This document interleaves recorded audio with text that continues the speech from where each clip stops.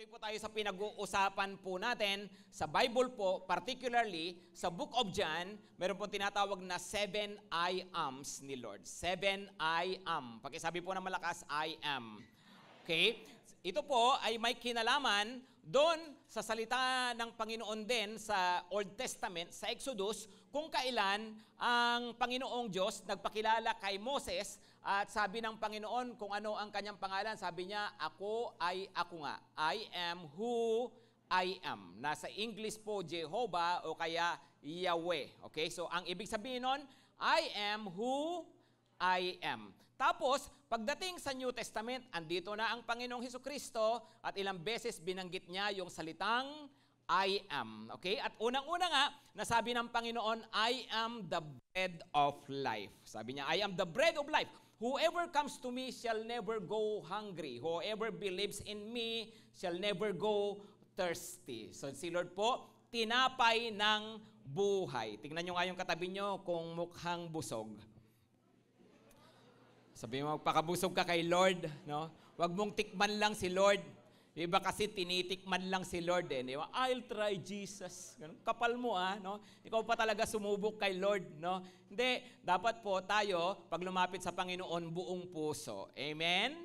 Amen? So, Jesus is the bread of life.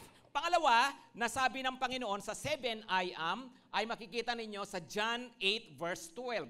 John 8 verse 12, sabayan niyo ako magbasa rito. Again, Jesus spoke to them saying, I am the light of the world. Yan yung pangalawa. Ano? Whoever follows me will not walk in darkness, but will have the light of life. Ako ang tinapay, sabi niya ito naman, ako ang ilaw ng sanlibutan. Ngayon, gusto kong tingnan nyo muna yung background nito, kasi doon sa una nating pinag-usapan last week, nung sabihin ni Lord, ako ang tinapay ng buhay, bago niya sabihin yon, may nangyari muna. Di ba?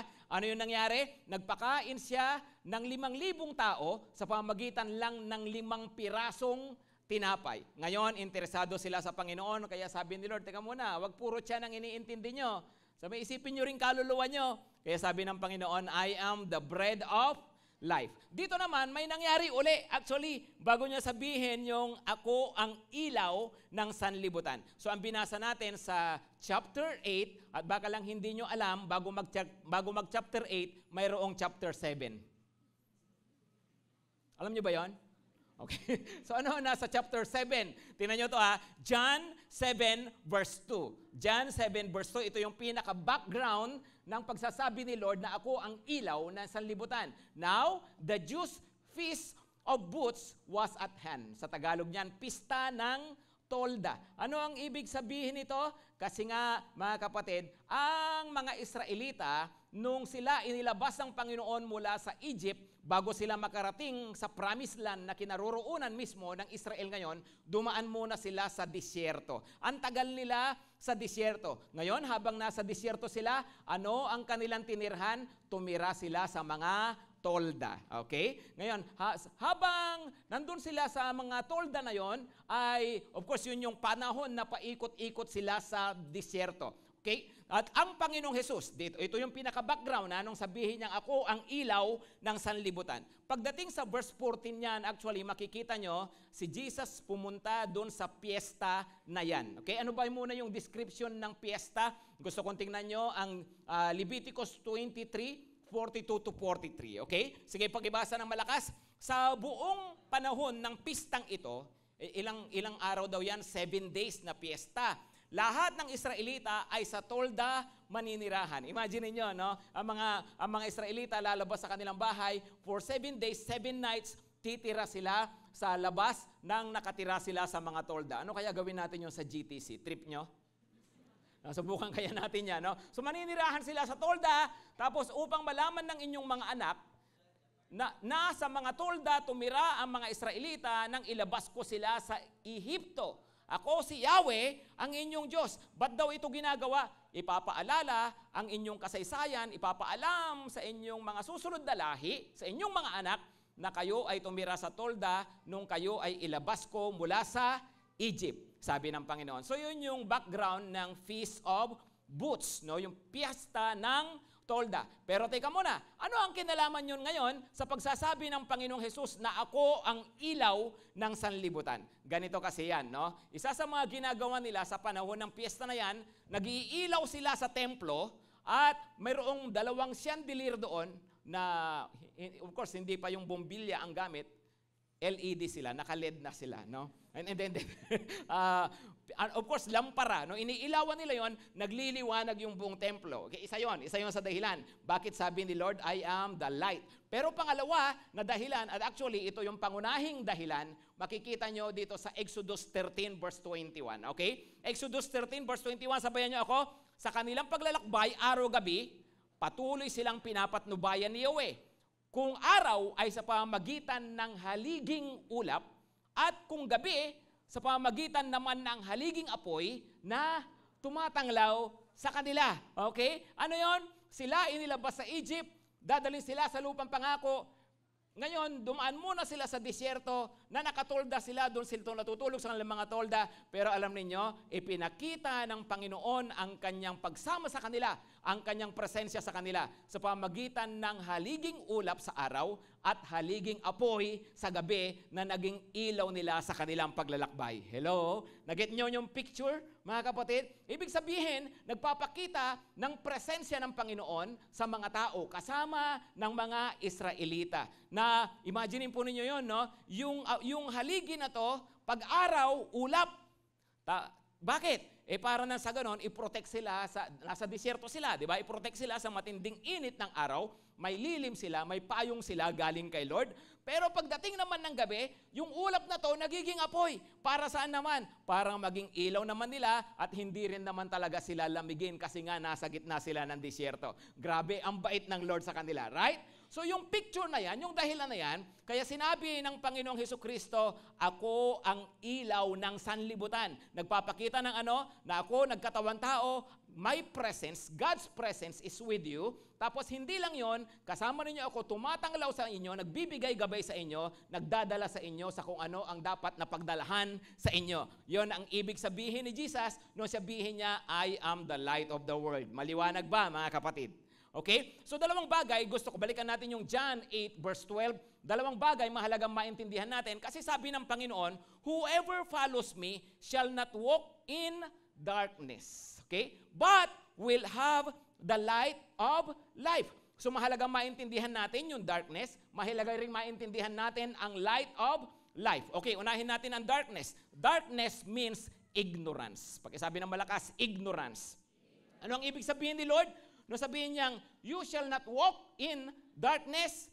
Sabi niya, ay para nang sa ganun daw, hindi tayo mabuhay na hindi natin alam ang katotohanan. Okay? 2 Corinthians 4, verse 4 to 6. 2 Corinthians 4, verse 4 to 6. Come on, sabayan niyo ako magbasa.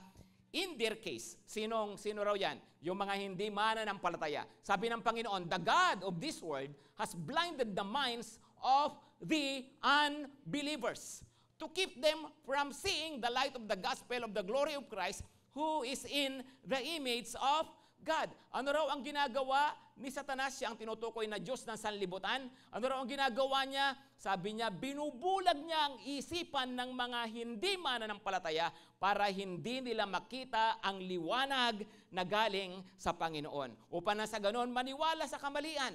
Upang na sa ganon, ay maniwala sa mga pandaraya ni Satanas. Yun daw ang ginagawa niya. Kaya nga darkness, mayroong darkened mind, darkened understanding ang mga tao.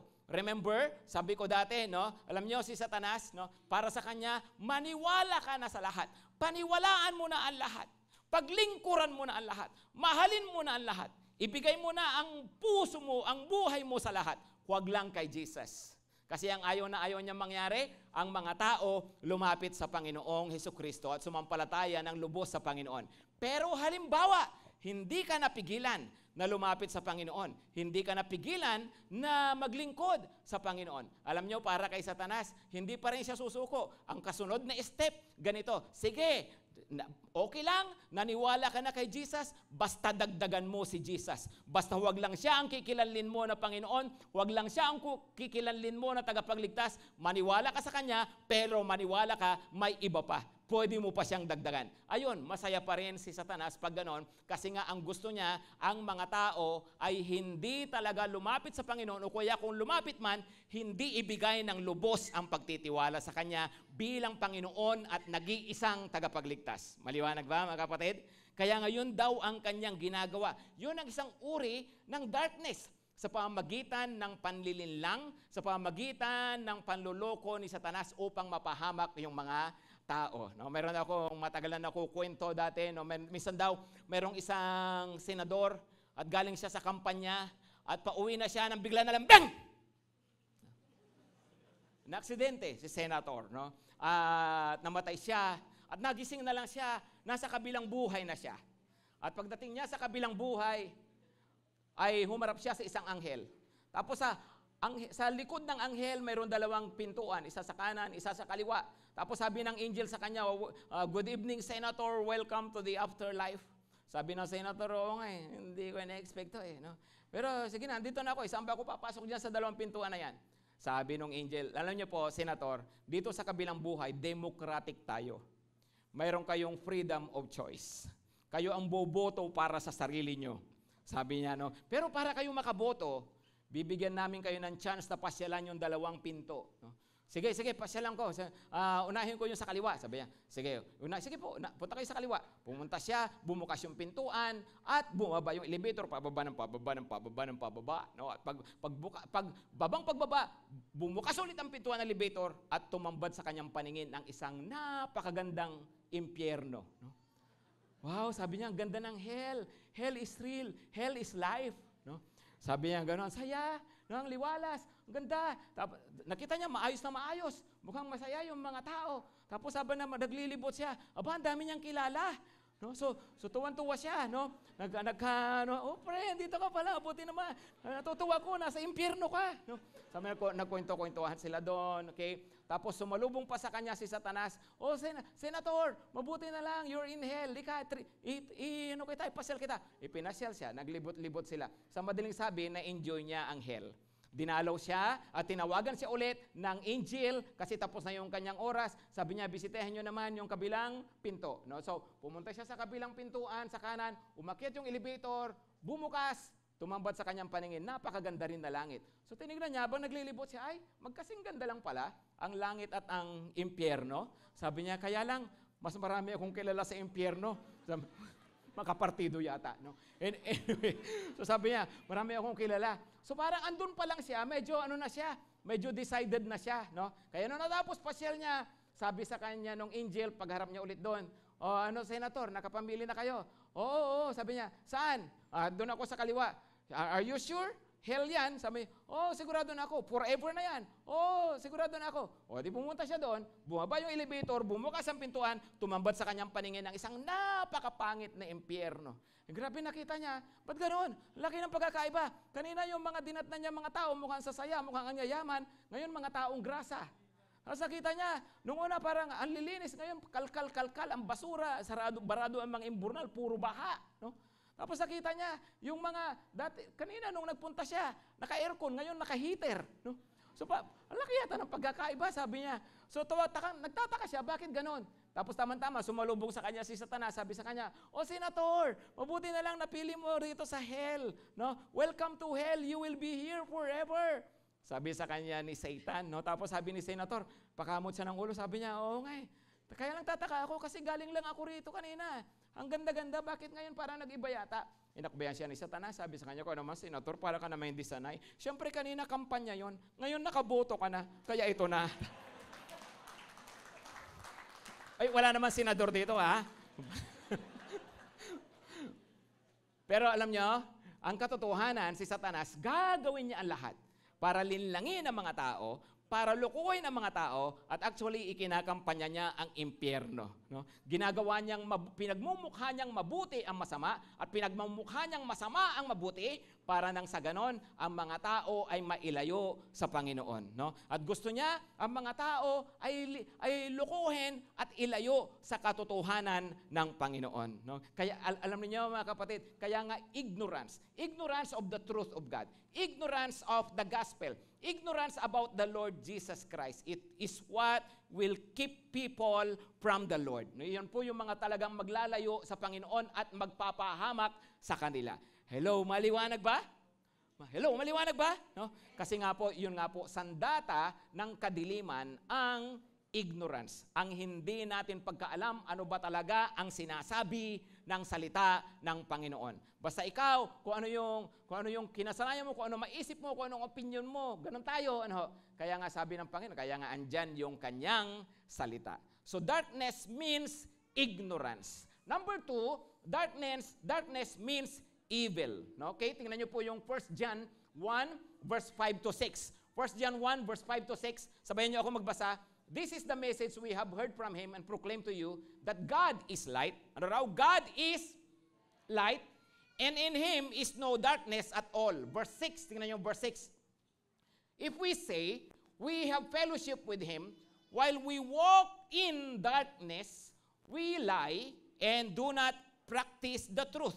Sabi niya, God is light. Ang Diyos ay liwanag. Ngayon kung sinasabi natin na tayo ay may relasyon sa Kanya, we have fellowship with Him, sinasabi natin tayo ay nasa Kanya, pero nabubuhay tayo sa kadiliman, sabi niya nagsisinungaling tayo at hindi natin ipinapamuhay ang katotohanan. No? So, sabi niya, hindi po pwedeng i-claim ng isang tao na basta ako kay Lord ako. No? Basta ako Christian ako. No? Hindi, sabi niya, kapag hindi raw tayo nabubuhay ayon sa katotohanan, tayo raw ay nagsisinungaling sa ating sarili. Nagsisinungaling tayo sa harapan ng Panginoon. Maliwanag po ba, mga kapatid? Ibig sabihin, ang sino man daw na totoong nasa liwanag, tinanggap si Jesus bilang liwanag ng sanlibutan, ibig sabihin daw, siya rin ay nabubuhay sa liwanag. Oo nga naman, di ba? Tama nga naman. Nasa liwanag daw, pero kung manood ng sine,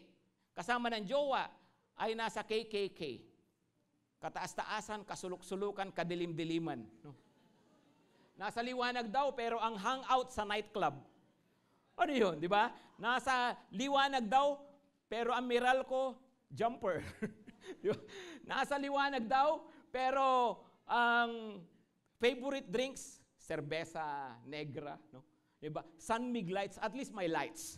Di ba? So, hindi nga, nasa liwanag, pero come on, ano yung ating ginagawa? Di ba? Mayroong araw isang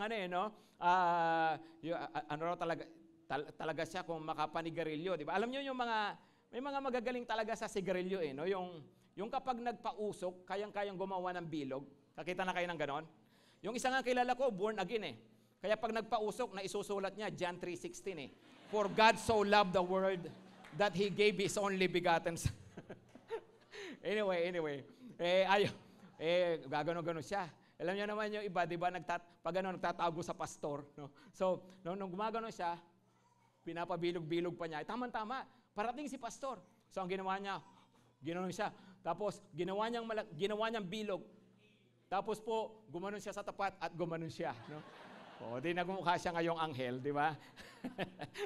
Pero yung, ano nga ba? Ano nga po na ba mga pinagkakaabalaan natin, mga hilig natin sa buhay? Tingin nyo po ba bagay sa liwanag? No? Yun nga po, darkness means evil. Number 3, darkness means hate. Pakisabi ng malakas, hate. Ano raw? Darkness means hate. Galit. 1 John 2, verse 9. Tingnan nyo po. 1 John 2, verse 9. Pakibasa ulit. Whoever says he is in the light and hates his brother is still in darkness. Ano raw? Sabi, whoever says he is in the light. Sino man nagsasabi, nasa liwanag ako, na kay Lord ako. Pero may galit sa kapatid. No? Ano raw? Siya po ay nasa kadiliman pa rin. No? Hindi raw po pwede pala na basta na kay Lord ako. Loves ako ni Lord. Love ko si Lord. Pero hindi natin love yung mga taong love ni Lord. Di ba? Hindi natin tanggap yung mga taong tinanggap ni Lord. Kung naniniwala ka, tinanggap ka ni Lord sa kabila ng lahat. Pero hindi mo matanggap na tinanggap ni Lord yung katabi mo sa kabila ng lahat. Di ba? Ba't ba andito pa to? No? Kapal na mukha, dito na naman siya. Minsan ganun tayo, di ba? Yung pagtingin natin sa iba, no, ay negative, hindi kagaya ng pagtingin ng Panginoon sa kanila. Pero sabi niya, you cannot do that. You cannot claim to be in the light and yet hate somebody else, especially those who belong to God. Yung mga taong nasa Panginoon, no? Kaya nga po pala, dapat isang bagay na matutunan po natin ay tanggapin at mahalin ang isa't isa. Amen? Alam niyo, ang reality, ganito yan eh. Tayo po, kanya-kanya ng mga background. Hello? Kanya-kanya tayo ng mga ugali. Hindi nga tayo magkakakilala. Nagkita-kita tayo rito. Di ba? So, hindi tayo sama-sama dati. Andito tayo. Tinawag tayo ng Panginoon sa kanyang pamilya. Ngayon, ang dapat daw maintindihan natin na tayo, dahil nga may kanya-kanya tayong personality, dapat tayo ay nag-iintindihan, nagtatanggapan at nagmamahalan sa isa't isa. Amen? I don't know, nabasa nyo ba sa Facebook yung merong isang post sa Facebook na sabi ng isang babae ay, pastor, lumapit siya sa pastor, hindi na ako mag-church dito sa inyo, lilipat na ako sa iba. Sabi niya, no? Sabi ng pastor, bakit naman, kapatid? Kasi dito sa church nyo, nakikita ko, yung mga tao habang nagpipreach kayo, nagsiselfone Tignan nyo yung katabi nyo, baka nagsiselfone. Baka nagtitiktok pa yan, sumasayaw-sayaw pa ng pasimple, kamay-kamay lang niya gumagalaw, gumaganon-ganon lang siya. No? Tapos yung iba, pastor, mas malapad ang belt kaysa palda. Mas malapad ang belt kaysa palda pa. Yung iba na, kita ko, hindi maganda yung ugali. Yung iba nga, pati yung iba, kung makapag-park, no? Yung kasya yung dalawang sasakyan, isa lang nilalagay nila. Siningit ko lang ho yun. By the way,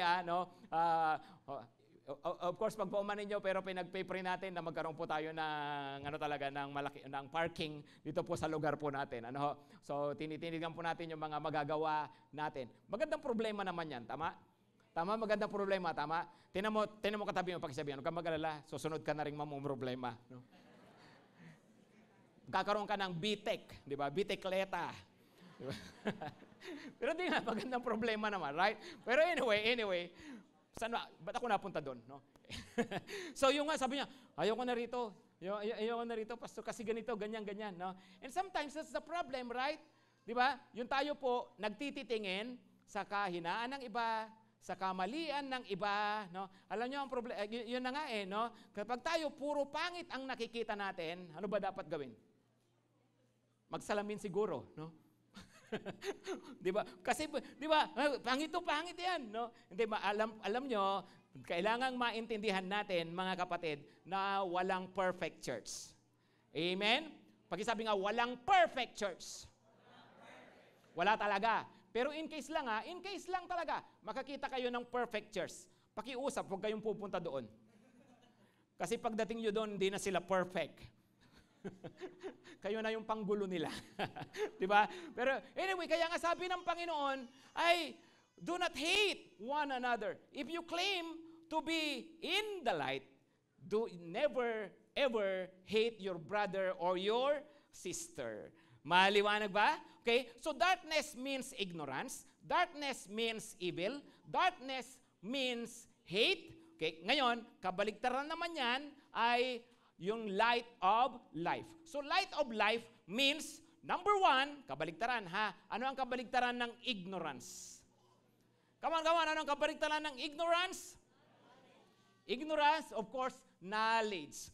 Bakit? Kasi nga ganito, mga kapatid ha, ayaw ng kadiliman, ayaw ni Satanas na ang mga tao maliwanagan at malaman ang katotohanan. Sa harapan ng Panginoon, napakahalaga ang knowledge. Hindi knowledge lang ng kung ano-anong mga kaalaman, kundi yung pagkakakilala ng tama sa Panginoong Hesukristo na marinig ang Ebanghelyo. Kasi halimbawa, ganito, paano bang maliligtas ang isang tao? By the knowledge of the gospel. Na marinig niya ang Ebanghelyo, pagkatapos mag-respond siya ng tama sa Panginoong Hesukristo sa pamagitan ng pananampalataya at pagtalikod sa kasalanan, yun ang tamang response. Pero bago ka makapag-respond sa isang good news, kailangan alam mo yung news.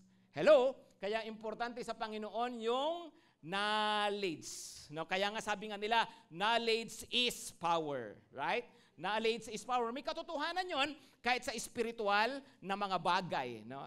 Naalala ko tuloy ulit yung sa isang school, kinakantsawan ng muse yung kanilang matalinong kaklase, no? Kinakantsawan niya, niloloko, pinagtatawanan niya kasi hindi kagandahan yung matalino. Kaya lagi niya sinasabihin, pangit mo, kamukha mo puwet ko. No? Naasar na yung matalino. Kaya sabi niya, sumagot na siya, what is beauty when the brain is empty? No? Sumagot ulit si Muse. Sabi niya, what is knowledge when the face is damaged? Matalino yung hindi kagandahan. Kaya sabi niya, well, knowledge is power. Power can make treasure. Treasure can make a cure. And cure can make your looks better through spotless and laxalur.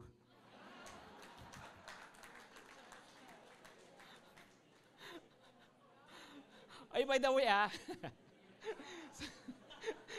naalala ko lang kasi 2nd year anniversary ng business namin, ng clinic, no? Praise God, no? Naka 2 years na kami. Tatagal pa yan, no? Kasi nga habang may kapangitan, may pagkakakitaan, no? Naalala nyo, tagline namin, kapangitan mo, kabuhayan ko, no?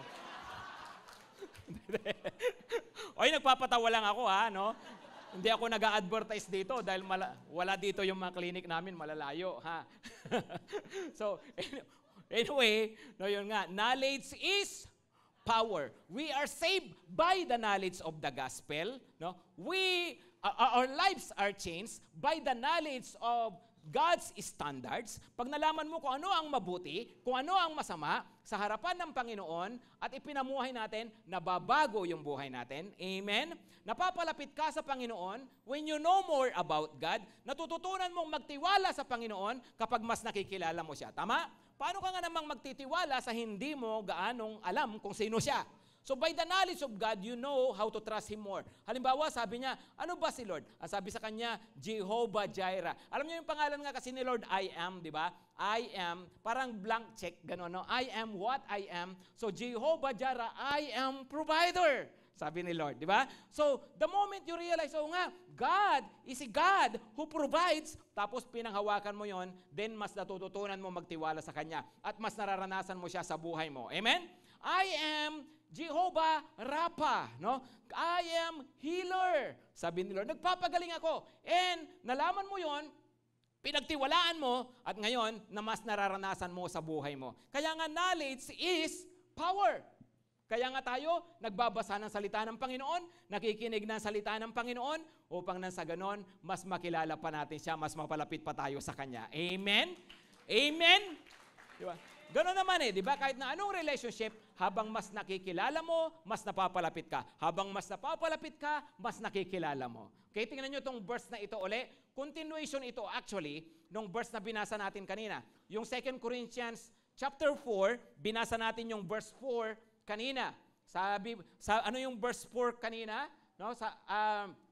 Sabi niya, yung the God of this world has blinded the mind of the unbelievers. Tingnan nyo yung verse 5. Come on. Sabi sa verse 5, for what we proclaim is not ourselves, but Jesus Christ as Lord, with ourselves as your servants for Jesus' sake. Sabi niya, hindi namin pinapangaral sarili namin. Si Satan, sabi niya, gusto niyang padilimin ang isip ng mga tao, gusto niyang ilayo sa katotohanan ng mga tao. Tapos sabi ni Apostol Pablo, si Lord ang pinapangaral namin, hindi ang sarili namin. Alam niyo mga kapatid, pag tayo nag-church, lagi nating tatandaan, ang sadya natin dito, mas makilala pa ang Panginoon, mas mapalapit pa tayo sa Panginoon. Amen? Regardless of who stands here on stage, kahit sino pa yung nagpapaliwanag, tandaan ninyo, salitayan ng Diyos, dapat nakikinig tayo kasi ang intensyon natin, makilala natin ang Panginoon. Amen? Huwag kang choosy sa pakikinggan mo. Huwag kang choosy sa cell leader mo. Di ba? Mas magaling yung cell leader mo kaysa sa cell leader ko, palit kaya tayo.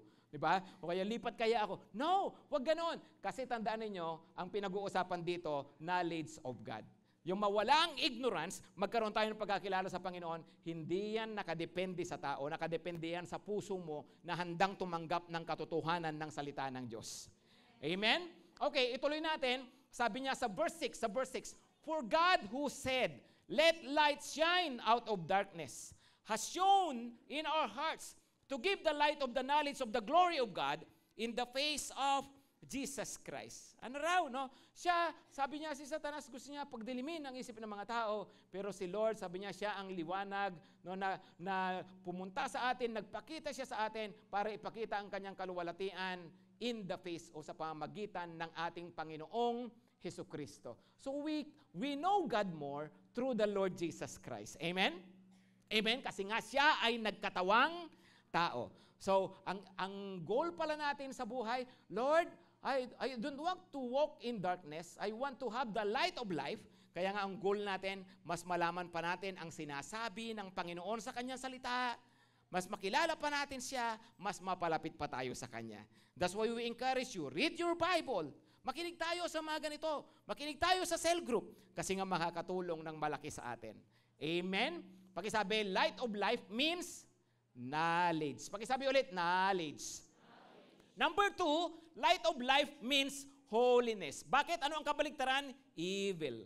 Okay? So, basahin natin ulit yung naunang verse na binasa natin kanina. At tingnan nyo yung continuation. Okay? Binasa natin kanina, verse 6. Tingnan nyo naman yung verse 7. Di ba anong sabi sa verse 6?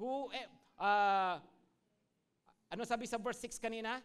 If we say we have fellowship with Him, while we walk in darkness, we lie. No, sabi niya, di ba? O ngayon, ano naman ang sabi sa verse 7? But, pakisabi ng malakas, but, if we walk in the light, as He is in the light, we have fellowship with one another, and the blood of Jesus, His Son, cleanses us from all sin. Nagsisinungaling tayo, sabi niya, pag tayo ay nagsasabing nasa liwanag tayo, pero hindi naman tayo sumusunod kay Lord, masama yung ginagawa natin. Pero sabi niya, ay tayo, ngunit kung tayo lumalakad sa liwanag, kagaya ng siya ay nasa liwanag, we have fellowship with one another at nililinis tayo sa lahat ng kalikuan.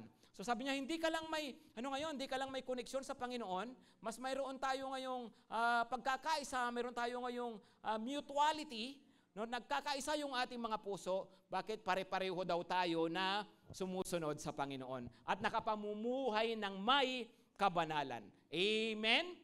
Kaya, yun nga, no? Kabaligtaran ulit, no? Sabi ko, nasa liwanag, kaya ngayon, pag nagdi-date, saan na?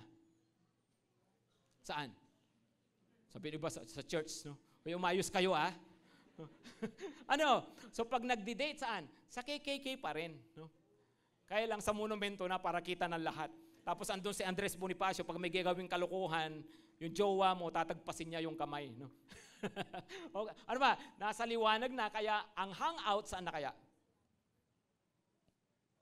Coffee shop, pwede rin. Sa park, pwede, no?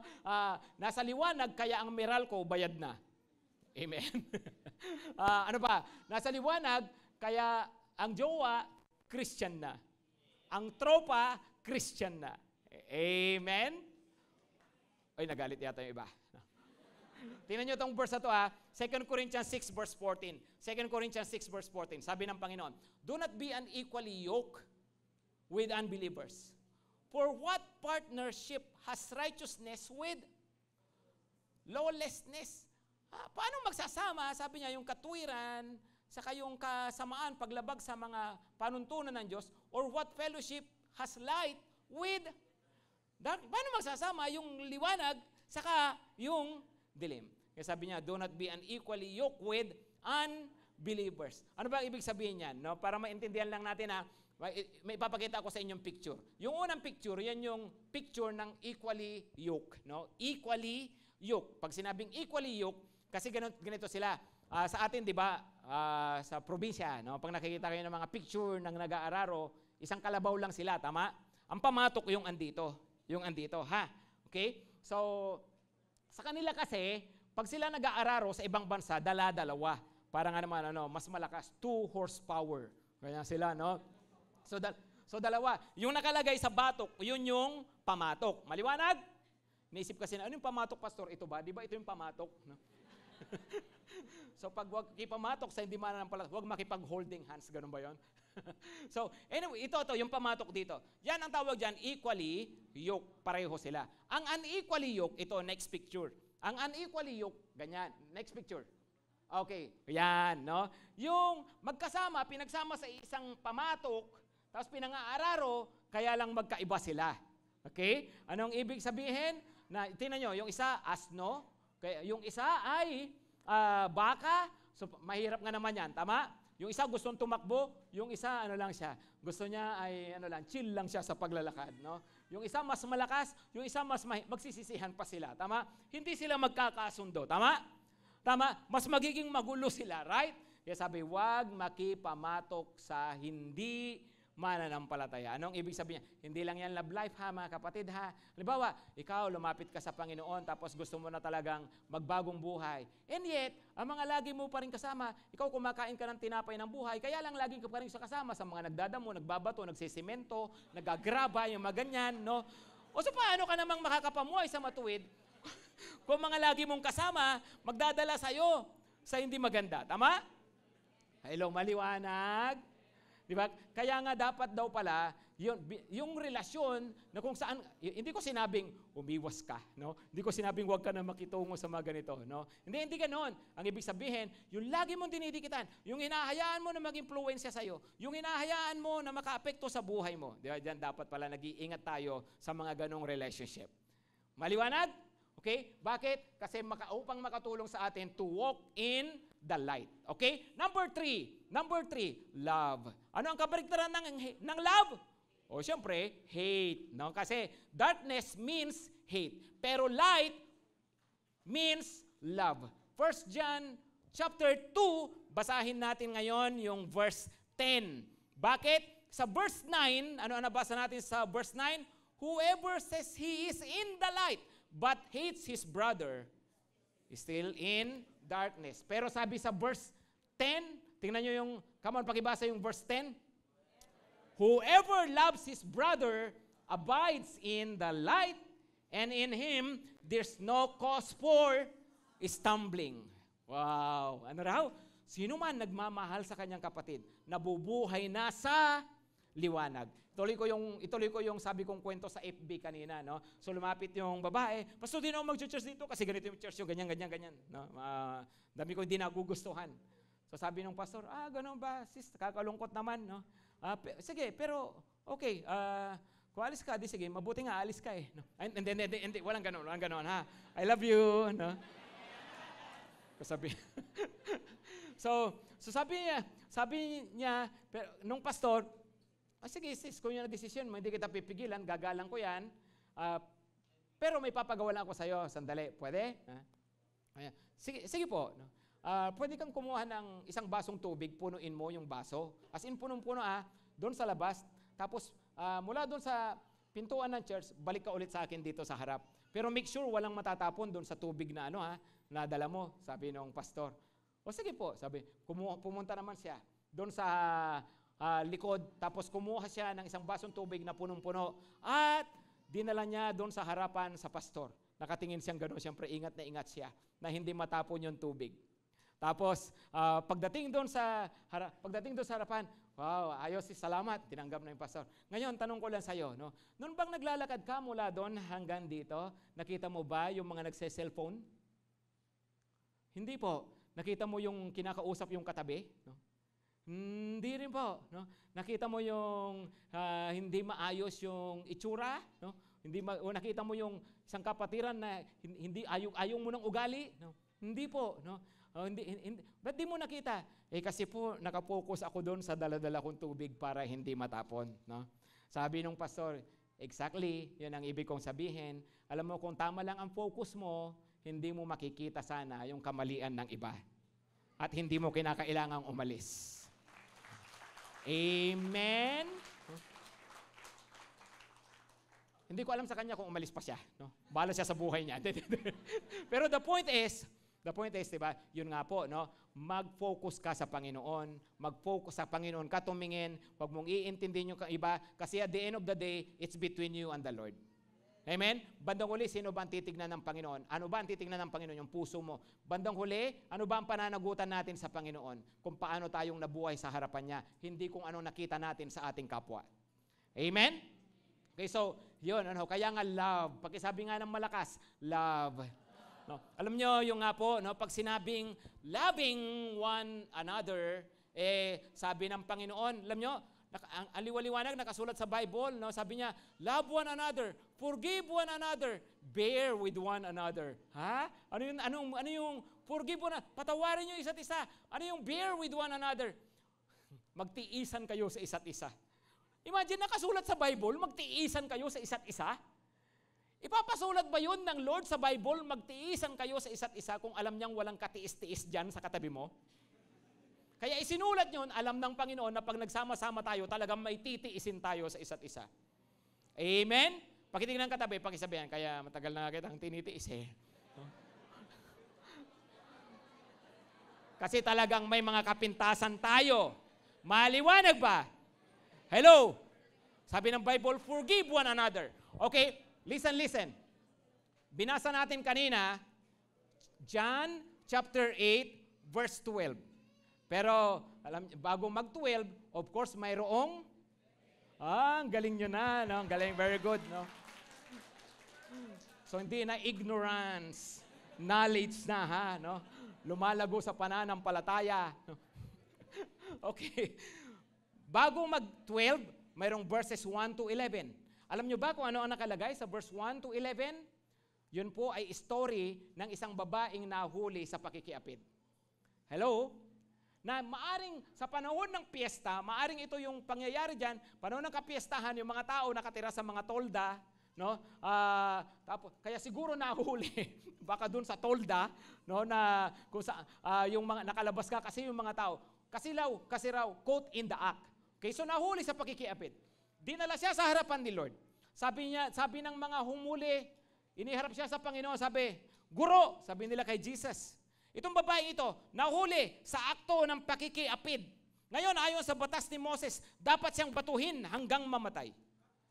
Sabi ng Panginoon, hindi mo na sumagot si Lord. Kinulit nila si Lord. Ano masasabi mo? Ba't nila ginawa yun sa Panginoon? Kasi galit ang mga religious leaders kay Jesus. Gusto nila na mahuli si Jesus sa kanyang salita. So pag ang sabi ng Panginoon, sige, batuhin nyo.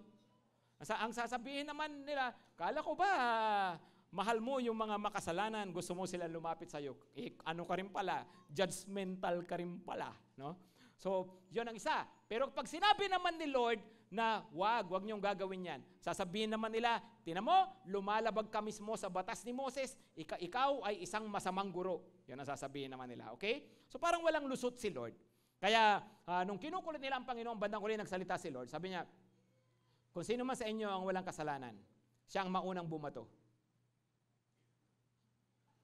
Natahimik sila. Tapos mamaya ito, maliwanag na nakalagay, diyan sa mga naunang verses, isa-isa silang umalis. Mula sa pinakamatanda hanggang sa pinakabata. Tapos nung umalis na sila, sabi ng Panginoon, asan na sila? Wala bang bumato sa'yo? Wala po, sabi ng babae. Sabi ni Lord, sige, humayo ka na. Hindi kita parurusahan. Pero, huwag ka na rin gumawa ulit ng masama. Hindi siya kinonsinti ng Panginoon, pinatawad siya, pero pinagbabago siya. Amen? Amen? Pero pansinin nyo mabuti yun, pansinin nyo mabuti, ganito. Ano raw ang nangyari? Isa-isa silang umalis, mula sa pinakamatanda hanggang sa pinakabata. Now, try to analyze that. Bakit naunang umalis yung mga mas matanda? Kasi mas realistic na sila sa buhay. Yung mga bata, mas idealistic. Yung mga matatanda, alam nila, oo nga, mas marami na ako nagawang kasalanan. Habang tumatanda, mas nakikita nila ang kanilang kamalian at pagkukulang. Tama? So mas nauna silang umamin, oo nga, hindi ako pwedeng maging judgmental kasi ako rin ka-judge din ako. Yung mga bata, nung una parang nanggigigil pa, gusto pang bumato, tapos na-realize nila, habang pinag-iisipan nila, oo nga, kung tutuusin, karapat-dapat din akong i-judge, kaya wala rin akong karapatang mang-judge. No? Ang ibig sabihin nun, na-realize nila na sila mismo ka-judge. Amen? Kaya tayo mismo, tandaan natin, walang sino man sa atin na kung tutuusin, walang kasalanan, walang pagkukulang, walang kamalian. Pare-pareho tayo. Pero pare-pareho tayong tinanggap ni Lord, pare-pareho tayong minamahal ng Panginoon. Sana ganun din tayo sa isa't isa. Amen? Okay? Tingnan nyo itong verse na ito sa 1 Corinthians 4 verse 5. 1 Corinthians 4 verse 5. Sabi niya, therefore, do not pronounce judgment before the time, before the Lord comes. Wag kang uuhusga. Bago ang takdang panahon, bago dumating si Lord, sabi niya, who will bring to light the things now hidden in darkness and will disclose the purposes of the heart. No? Huwag tayong manghusga, huwag tayong ahatol ng ating kapwa. Alam nyo kung ganito pala yung puso natin, mas magiging maganda yung pagtingin natin sa ating kapwa. Amen? Sabi, ang Panginoon ang bahala dyan. Lalo na kung ang mga issue, sabi, ay mga purposes of the heart. Mga bagay na natatago. Of course, may mga bagay na pwedeng hatulan ng hukuman. Tama? May mga bagay na pwedeng disiplinahin sa church. Kasi talaga namang kitang-kita. Totoo naman. Talaga namang, halimbawa, nagnakaw, ganyan. O siyempre, dapat. No? May hustisya dyan. Tama? Tama? Pero kung nakikita mo lang, ayoko yung ugali niya. Ay, teka muna, anong karapatan mong mag-judge kung may nakita kang hindi maganda sa ugali niya? Malay mo na tapat lang na may problema siya, kaya siya nagkagano nung oras na yun. Kaya lang mula noon, markado na siya sa'yo. Iba na yung tingin mo sa kanya. Tama? Tingin mo sa kanya, yung dating niya, ang yabang niyan. Ginudge mo na siya na mayabang siya, hindi mo naman kilala yung kanyang puso. Tama? Anak ko, yung mga yan, yung mga nasa church, ipokrito yung mga yan, masama yung motibo ng mga yan. No? Nako, yung relihiyon na yan, negosyo lang yan. Yung ganyan-ganyan. Nako, alam nyo po, pagdating dyan, sabi ng Panginoon, pagdating sa issues of the heart, issues of what's inside the man, kung ano man, kahit matingin natin, meron tayong basehan sa nakita natin, no? Alam niyo, bandang huli, si Lord lang daw talaga ang makakapag-judge ng mga bagay na yon. Amen? Amen? Alam niyo, tandaan po natin itong verse na to. Kahit po ako, nakakatulong po yan no, sa pagtingin ko sa iba, kahit sa ibang mga lingkod ng Panginoon, maganda po meron tayong ganyang attitude. No? Oo nga, hindi ko naman talaga siya kilala, hindi ko naman talaga alam yung sitwasyon niya, hindi ko naman alam talaga yung pinagdadaanan niya, hindi ko alam kung totoo yung mga issues, hindi ko alam kung totoo yung mga bintang, no? O yung mga naiisip ng iba sa kanya. Pero balang araw, magkakalabasan din. Amen? Tingnan yung katabi mo, pakisabihan, dapat ganon. Kahit tamang hinala ka dyan. Amen? Okay, bakit? Love. Pakisabi ng malakas, love. O balikan lang po natin yung 1 John 2 verse 10. Balikan lang natin uli.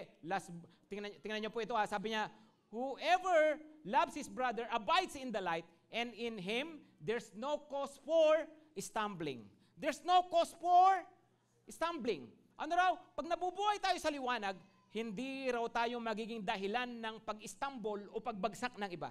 Hindi raw magiging katitisuran. Bakit? Nabubuhay nga kasi sa liwanag. Alam niyo mga kapatid, listen carefully ha. Lahat po tayo, responsibilidad natin, maging magandang halimbawa tayo sa isa't isa.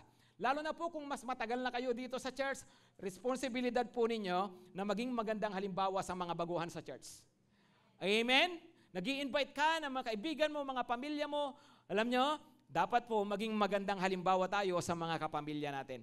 Good example. No, tayo po yung maganda dapat na example dito sa isa't isa. Amen? As your pastor, I should be a good example to you. Our leaders should be good example to you. Pero tayo man din sa isa't isa. Tandaan po ninyo, hindi lang po yan pang pastor. Tayo po dapat good example din sa isa't isa. Hindi ko papakitaan yung kapatid ko na ganito. Hindi ganyan-ganyan. Papakita ko yung mabuti. Amen?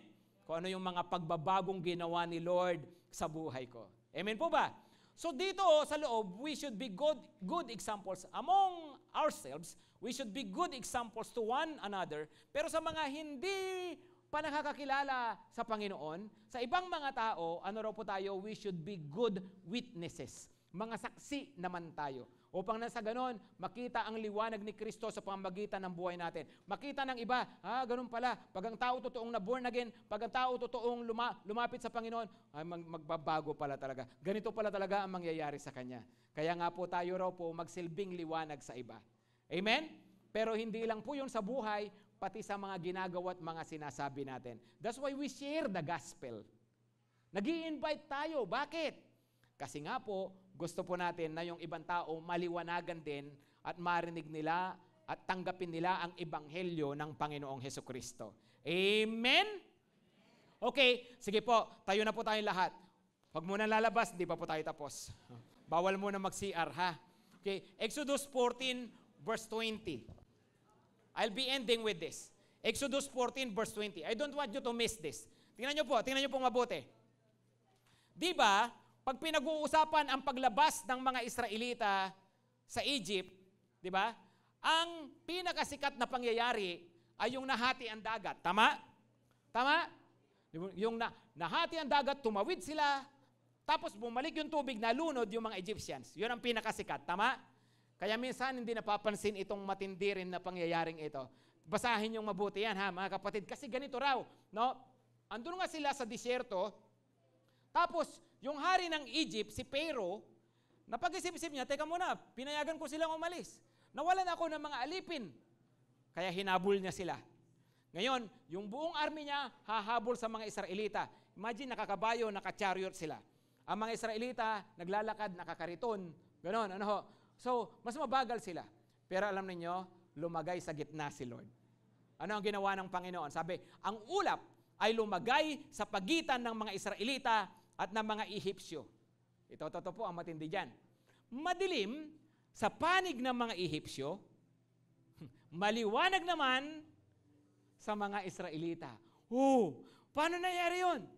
Yung haliging ulap, nasa araw siya ay ulap, sa gabi siya ay apoy. Alam nyo, sa pagkakataong ito, iisang haligi, pero sa kabila ulap, sa kabila ay apoy. Bakit? Kasi sabi niya, ay yung haliging ito, nagbibigay ng dilim sa mga Egyptians. Pero, yung haligi ring ito, nagbibigay naman ng liwanag sa mga Israelita. Come on! Ano ibig sabihin? Yung pong Panginoon, lumagay sa pagitan, nagkaroon ng boundary sa pagitan nila. At doon nakita kung sino ang nasa dilim at kung sino ang nasa liwanag. Ngayon kapatid, it's your choice. It's your choice sa buhay. Saan ka ba? Nasa ang panig ka ba? Nasa panig ba ng dilim o nasa panig ng liwanag?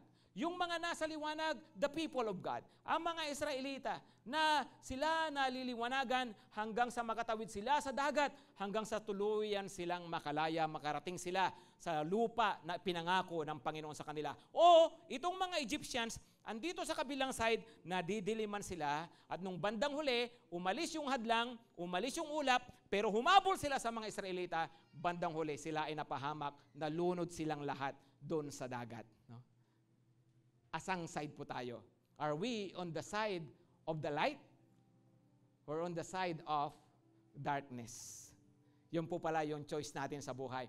Kaya nga sabi ng Panginoon, whoever follows me, whoever follows me shall not walk in darkness, but shall have the light of life. So ang decision pala ng bawat isang tao is to decide whether he'll follow Jesus or not. Yung pala yung kailangan natin gawin decision sa buhay. Ano ba? Susunod ba ako sa Panginoon o hindi? Kung sumunod tayo sa Panginoon, you shall not walk in darkness, but you shall have the light of life. Yumuko po tayo lahat at pumikit. Lumapit po tayo ngayon sa Panginoon. Sa oras pong ito, ano po? Decide. Sabi ni Lord, I am the light of the world. Whoever follows me. Whoever follows me. Kahit sino yon, kahit sino. Ngayon, ikaw ba yung whoever na yon? Ikaw ba yan? Kung sa oras na to, sinasabi mo, Lord Jesus, I am your follower. Alam mo, huwag intindihin yung kainaan mo, huwag mo intindihin yung mga nakaraan mo, yung mga kasalukuyang struggles mo. Ang importante, humakbang ka. Mag-umpisa ka talaga magdesisyon, Lord, lalakad po talaga ako sa liwanag. And you'll see, habang sumusunod ka sa Panginoon, makikita mo lumiliwanag ng lumiliwanag ang buhay mo. Makikita mo kung paanong sinasamahan ka rin ng Panginoon. Pero kailangang magdesisyon ng isang tao at magsabi sa Panginoon, Lord, I will follow you. I will follow you. You are the light of the world, Lord. Kaya kung sa oras na to, sinasabi mo, Lord, susunod ako sa iyo. Pwede ba itaas mo lang yung dalawang kamay mo bilang sign ng surrender? Sign ng pagsasabi sa Panginoon, Lord, I am your follower. I am yours. I am yours. I will walk in the light of life and not in darkness. Sige po, taas lang natin kamay natin sa Panginoon. Thank you, Lord. Thank you, Lord. Thank you, Lord.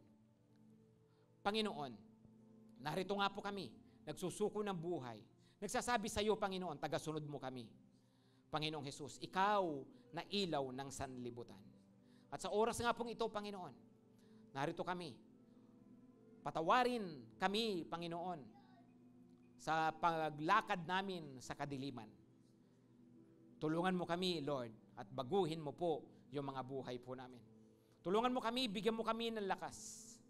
Upang na sa ganon, makalakad kami sa iyong liwanag. Salamat, Panginoon, kasi ang lakad na to hindi sarili namin. Alam namin, kasama ka sa buhay namin. Kikita nyo ang puso ng bawat isa, nakikita nyo ang buhay ng bawat isa. Panginoon, akayin mo kami sa iyong liwanag lagi-lagi. Thank you, Lord. Tinatanggap namin ang pagkilos nyo sa buhay namin. Thank you, Lord. Thank you, Lord. Thank you, Lord. Pwede nyo na pong ibabangin yung mga kamay. Gusto ko lang pong tingnan nyo po yung screen. No? Lalo na po kung kayo po bago, gusto ko pong, huwag nyong ma-miss ito pong verse na ito. John 12 verse 46. Sabi ng Panginoon, I have come into the world as light, so that whoever believes in me may not remain in darkness. Kasi po, mahalaga ito.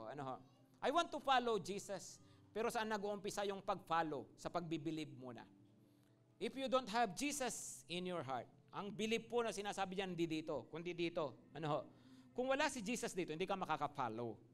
Kaya nga po, kung kayo po, halimbawa, bisita po kayo rito, I want you to make sure na ikaw mismo nagdesisyon na, Lord, tinatanggap kita, sumasampalataya ako ng buong puso sa iyo. No? Yumuko po tayo ulit lahat at pumikit. Kung kayo po, ginawa niyo ito, pasalamat lang kayo sa Panginoon, thank the Lord that He is inside of you. Kung kayo po bago rito, kung kayo bisita po rito, sundan nyo lang po itong prayer na to. Sambitin nyo itong prayer na to. Tanggapin mo ngayon si Lord. Sumampalataya ka ng buong puso sa Kanya ngayon. Siya na namatay at muling nabuhay para sa iyo. Sige, sambitin mo ito sa Panginoon. Gusto nyong tanggapin si Lord ngayon. Sabihin mo itong prayer na to. Panginoong Jesus, sumasampalataya ako sa iyo na ikaw ang ilaw ng sanlibutan. Ikaw ang nag-iisang Panginoon at tagapagligtas. Lord, sumasampalataya ako na matay ka sa krus at muli kang nabuhay. Patawad sa mga kasalanan ko. Tinatalikuran ko ang mga ito. Panginoong Jesus, tinatanggap kita ngayon sa puso ko. Pumasok ka, Panginoon, sa buhay ko. Magmula ngayon, ikaw ang Panginoon ko at ikaw ang nag-iisang tagapagligtas ko. Thank you, Lord. In Jesus' name, amen at amen. Amen. Sa pong malakas sa palakpak sa Panginoon.